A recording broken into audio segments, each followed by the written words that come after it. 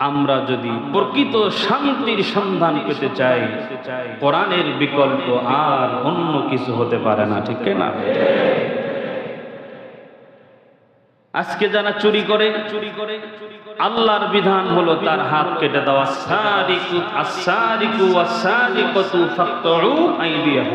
বিধান কার? আল্লাহ বলতেছেন চোর পুরুষ হোক বা নারী হোক, আল্লাহ বলেন চুরি করলে তার কি কাটো? হাত কাটো। আজকে আমরা ছোট ছোট চোর যারা, এই ধরেন একটা রুটি চুরি করছি, একটা কলম চুরি করছি, খাবারের অভাবে কোন দোকান থেকে খাবার চুরি করছে, খাইছে, চুরি করে যাইতে রয়েছে, বিল দেয় নাই। আমরা এমন নিউজ বাংলাদেশে পড়েছি, খাবার চুরি করে খাওয়ার অপরাধে 7 বছরের বাচ্চাকে পিটিয়ে জমিন থেকে বিদায় করা হয়েছে, ঠিক না?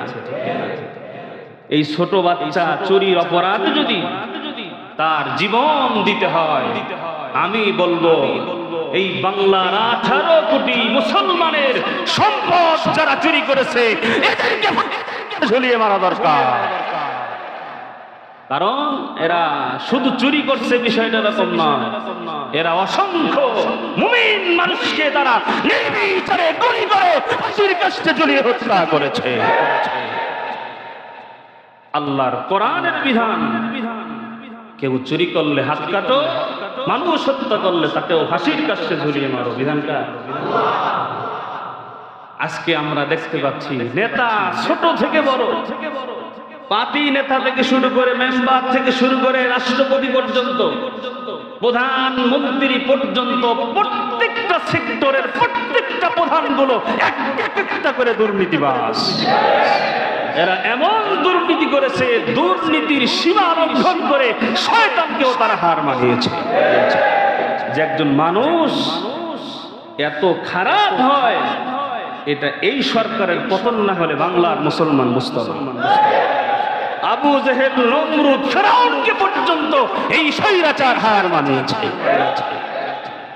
এখন এতদিন যারা আওয়ামী লীগ করত, এরা পর্যন্ত চিন্তা করে আর বলে, আমাকে বলে মাঝে মাঝে, হুজুর এত শয়তান, এটা আমরাও বুঝি না।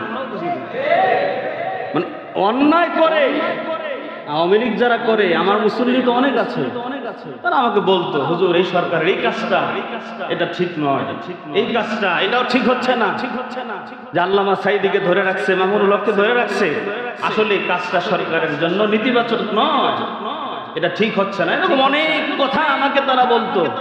কিন্তু এখন বলে যে তখন তো শুধু বুঝতাম যে কিছু কিছু অন্যায় আমরা দেখি, কিন্তু এখন চলে যাওয়ার পরে, দেশ থেকে পালানোর পরে যেই কুকীর্তিগুলো প্রকাশ পাচ্ছে, আবু জেহেল, নমরুদ, ফিরআউন, এমনকি ইবলিসকে পর্যন্ত তার হার মানিয়েছে।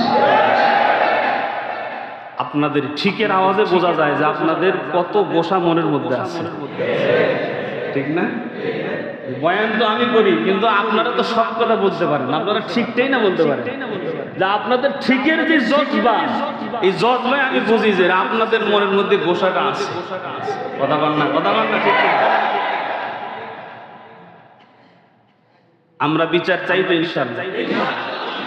অপরাধী আমার বাবা হোক, অপরাধী আমার ভাই হোক, অপরাধীর কোন দলের পরিচয় নাই। যে অপরাধী তার আওয়ামী লীগের পরিচয় নাই, যে অপরাধী তার বিএনপির পরিচয় নাই, যে অপরাধী তার টুপিওয়ালার পরিচয় নাই, যে অপরাধী তার পরিচয় একটাই, সে অপরাধী, ঠিক না? অপরাধীর বিচার বাংলার জমিনে যদি আমরা সঠিকভাবে করতে পারি, অপরাধকে আমরা দমন করতে পারবো।